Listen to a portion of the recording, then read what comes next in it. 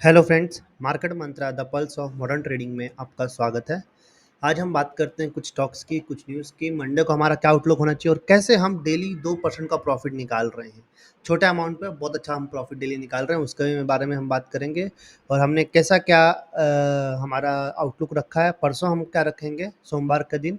और रिजल्ट्स आने वाले हैं, मतलब रिजल्ट्स की जो सोमवार के बाद से थोड़ा-थोड़ा आउटकम मतलब क्लियर हो जाएगा। और 4 तारीख के बाद से आपको पता ही है, 4 तारीख को जो मार्केट खुलेगा 9 बजे कैसे खुलेगा और 9 बजे के बाद क्या उसका रिएक्शन रहेगा, हम उसके बारे में बात करते हैं।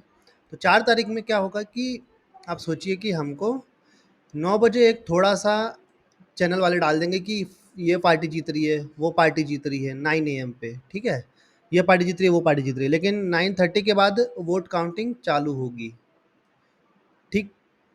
9:30 के बाद वोट काउंटिंग चालू होगी और लगभग 12 बजे के पास हमें एक पिक्चर क्लियर होगी कि कौन सी पार्टी कब जीतने वाली है, किसके बारे में कितना मतलब वोटिंग का रुझान क्या आ रहा है, क्या आ रहा है, क्या नहीं आ रहा है। जैसे सोचिए कि 10 सीट है तो उसमें से 5 बोलेंगे कि ए पार्टी जीत रही है, 3 बोलेंगे कि बी पार्टी जीत रही है, 2 सीट रहेगी कि इफ़ बट हो सकता है तो आइदर ये पार्टी जीतेगी या फिर ये पार्टी जीतेगी। तो इस प्रकार के हमको मिले-जुले ये सब बताएँगे। लेकिन मोटा-मोटी जो 5% 5 जो दिखाएँगे, इसमें हमको क्लियर हो जाएगा कि कौन-सी पार्टी जीत रही है और उसके हिसाब से हम अपनी सारी ट्रेड्स प्लान करेंगे।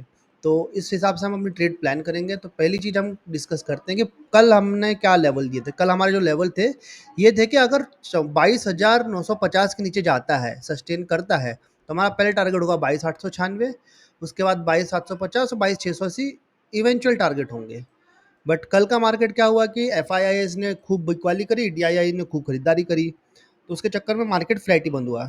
23,026 को इसने टच किया और सीधा सीधा वहीं पे घूम फिर के ये बंद हो गया। और इसी प्रकार से हम बैंक निफ्टी में भी देखें, बैंक निफ्टी में भी आप देखिए, बैंक निफ्टी में 200% की गेन आई है, लेकिन कुछ खास नहीं, 0.42%, 0.50% के आसपास इसकी वो है, आधा परसेंट। तो इतनी कुछ खास है नहीं, लेकिन हाँ ये है इसमें छोटे मोटे ट्रेड्स कल काफ़ी लोगों ने लिए होंगे। आप देखिए कैंडल, सेम साइज़ के कैंडल्स भी बन रहे थे। इसकी वजह से ये है कि हमको पता नहीं है कि पता नहीं पड़ रहा था कि कौन से साइड में ट्रेड ले। तो मेरे हिसाब हम लोगों ने तो इसको अवॉइड ही किया। हमने कुछ स्टॉक्स में ट्रेड किए थे, वो मैं आपको बताता हूँ कौन-कौन से स्टॉक्स में हमने ट्रेड किए थे। इसके अलावा मैं आपको एक चीज़ और बताता हूँ, हमने आपको कुछ स्टॉक्स रिकमेंड किए थे। मतलब कुछ स्टॉक्स पे हमने आपको नज़र रखने के लिए बोला था। जैसे पहला जो स्टॉक था वो था हमारा वोडाफोन आइडिया। कल ही हमने उसके बारे में बात की थी, वोडाफोन आइडिया के बारे में। वोडाफोन आइडिया में हमने कल ही बात की थी। लगभग 14 रुपये 20 पैसे पे मैंने आपको बताया था प्रॉफिट बुक किया। मैंने दोबारा इसमें एंट्री ली थी और 13 रुपये 20 पैसे पे इसमें 1 रुपये का प्रॉफिट मैंने बनाया, जो कि इसमें होता है 8% का गेन। एक दिन में 7-8% का गेन बहुत होता है, तो मैंने अपनी एग्ज़िट वहाँ पे ले ली। हालाँकि मेरा टारगेट थोड़ा और बड़ा था, बट मैंने एग्ज़िट वहाँ पे ले लिया था। इसके अलावा एक स्टॉक आपको बताया था केपीआई टेक, 20 तारीख को बताया था। 1450 के आसपास था, 1550 के ऊपर ही कल उसने ट्रेड किया है। मैं आपको दिखा देता हूँ। 1550 तो ठीक है, नॉर्मल ही है। 1576 70 तक गया था, पर 1550 एक सेफ साइड के लिए मैंने इसका वो एग्जिट ले लिया था। इसमें कुछ परसेंट एग्जिट ले लिया है। इसका टारगेट मेरा है थोड़ा और बड़ा, बट मैंने सेफ साइड के लिए इसमें एग्जिट ले लिया है। टारगेट मैंने इसमें 1800 का, अपना पर्सनल टारगेट जो है 1800 को लगा के रखा हुआ है। और रैक लिमिटेड और जियो फाइनेंस में भी मैंने अपनी पोजीशंस बनाई हैं, जिसमें मैंने इसके फंडामेंटल्स के बारे में बात की थी रैक लिमिटेड के। तो मेरे को इसमें 600 सवा 600 का टारगेट आराम से दिख रहे हैं, जो कि 4 जून के बाद या 5 जून के बाद इजीली हमको अचीव भी हो जाएंगे। जियो फाइनेंस में भी अपनी टारगेट मैंने बना रखे हैं 390 के आसपास, वो भी मेरे को लगता है कि इजीली कवर हो जाएंगे। आप भी इन स्टॉक्स पे नज़र रखिए और हो सके तो मौके का फ़ायदा उठा के आप इसमें पैसा ज़रूर बनाइएगा। इसके बाद हम बात करें अपने शेयर बाजार की। मंडे के लेवल्स आपको क्लियर हो गए होंगे मेरे हिसाब से। फिर भी एक बार फिर से बता देता हूँ, निफ्टी में अगर 22,950 के नीचे आता है तो 22,800 और 22,700 टारगेट हो सकता है। और 23,000 के ऊपर जाएगा 23,100 और 150 से एक स्विंग ट्रेड हमको यहाँ पे देखने को मिलेगी। बैंक निफ्टी में अगर हम बात करते हैं 49,000 48,970 है, तो 49,000 जैसे ही ये क्रॉस करेगा, क्रॉस करके एक सपोर्ट बना ले, मतलब क्रॉस करे और एक सपोर्ट ले, यहाँ पे सपोर्ट ले, एक कंफर्मेशन कैंडल, उसके बाद 200-300 पॉइंट की रैली हमको आराम से यहाँ पे देखने को मिलेगी। इसमें कोई बड़ी बात नहीं है, कोई दो राय नहीं है। हालांकि बैंक निफ्टी ने अभी अपना ऑल टाइम हाई वापस से नहीं लगाया है, निफ्टी ने अभी रिसेंट में कल ही लगाया है, तो बैंक निफ्टी को भी टक्कर देनी चाहिए मेरे हिसाब से। 50,000 इसको भी जल्दी ही टच करना चाहिए। इलेक्शंस के बाद वो पॉसिबिलिटी एक हमको दिख रही है। मार्केट के रैली करने के कारण भी आपको बताया गया था कि पीएसआई डेटा पॉजिटिव था, कंपनी का डेटा पॉजिटिव आ रहा है, रिजल्ट्स पॉजिटिव आ रहे हैं।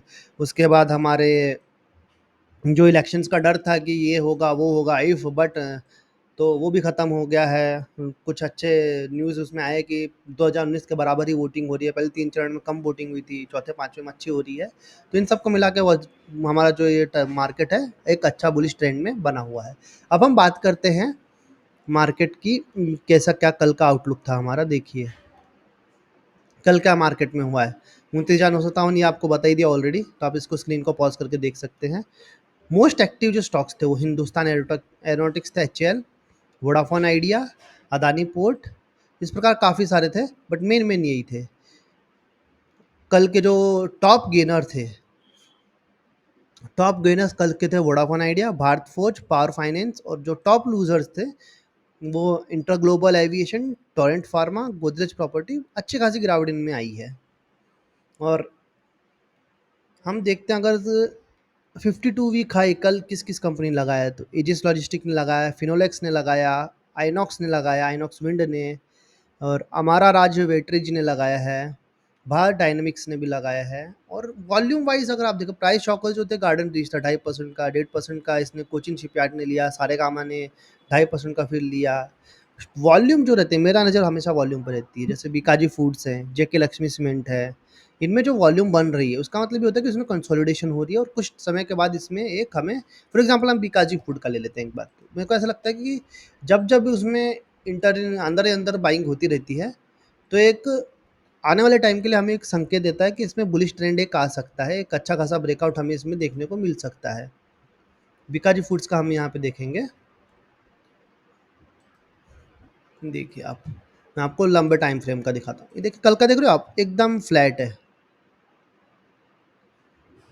ये जो एक्यूमुलेशन हुई है, मतलब गैप अप लेने के बाद इसने एक्यूमुलेशन यहाँ पे किया है, तो ये एक बड़े मूव की तैयारी हमेशा मेरे को लगती है। क्योंकि जहाँ जहाँ प्रॉफिट बुकिंग आने के बाद थोड़ा ऐसा हो जाए, देखिए आप कितना नीचे आया था और अपने सपोर्ट के ऊपर ही है ये अभी, और इसने एक गेन लिया और उसके ऊपर ही बंद किया, लेकिन रेड कैंडल में क्लोज किया है।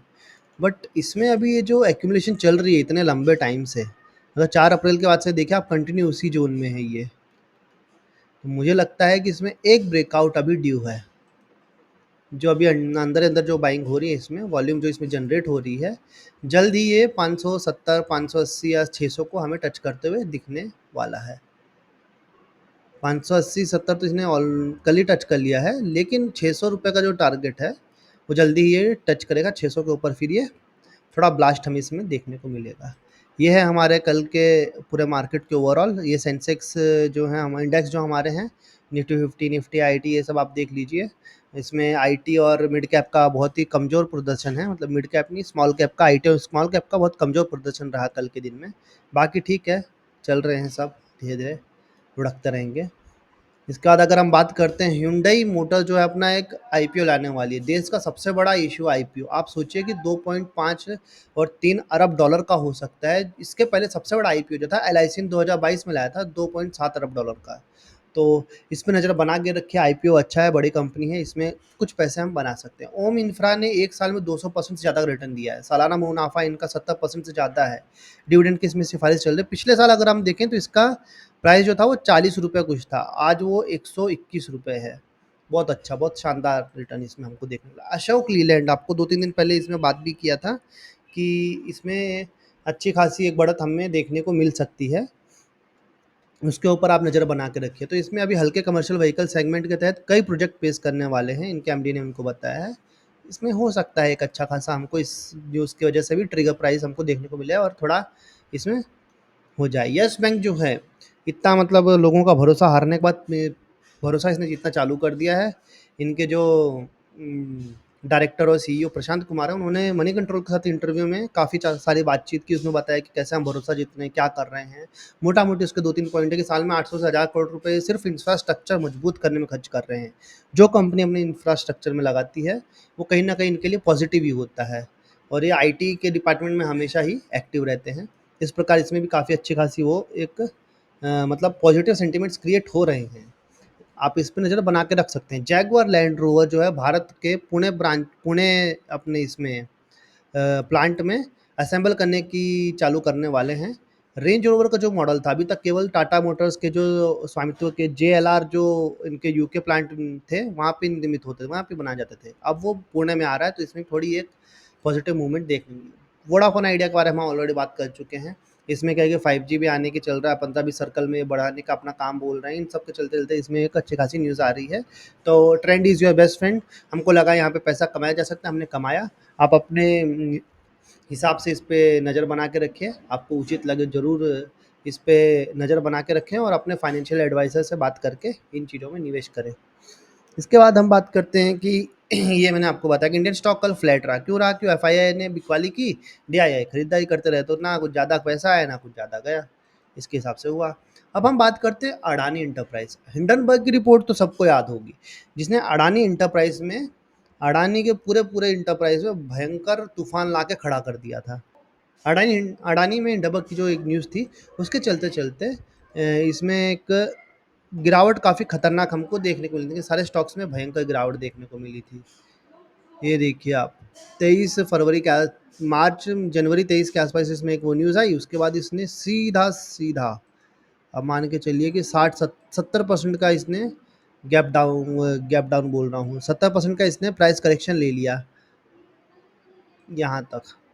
अब क्या हो रहा है कि यहाँ इसमें $30 अरब लोगों के पैसे डूब गए थे।